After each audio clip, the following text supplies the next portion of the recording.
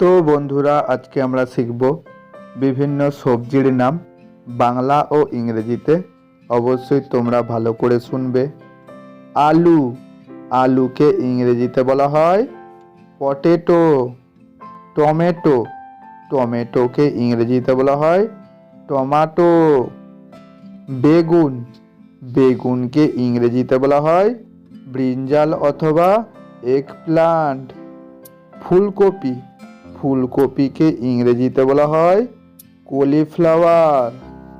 বাঁধাকপি, বাঁধাকপিকে ইংরেজিতে বলা হয় ক্যাবেজ। মূলো, মূলোকে ইংরেজিতে বলা হয় র্যাডিশ। গাজর, গাজরকে ইংরেজিতে বলা হয় ক্যারট। শসা, শসাকে ইংরেজিতে বলা হয় কিউকাম্বার। মটরশুঁটি, মটরশুঁটিকে ইংরেজিতে বলা হয় গ্রিন পিস। ঢ্যাঁড়স, ঢ্যাঁড়সকে ইংরেজিতে বলা হয় ওকরা অথবা লেডিস ফিঙ্গার। পালং শাক, পালং শাককে ইংরেজিতে বলা হয় স্পিনাচ। কচু, কচুকে ইংরেজিতে বলা হয় টারো। রাঙা আলু, রাঙা আলুকে ইংরেজিতে বলা হয় সুইট পটেটো। ক্যাপসিকাম, ক্যাপসিকামকে ইংরেজিতে বলা হয় ক্যাপসিকাম। ব্রোকলি, ব্রোকলিকে ইংরেজিতে বলা হয় ব্রোকলি। বিনস, বিনসকে ইংরেজিতে বলা হয় বিনস।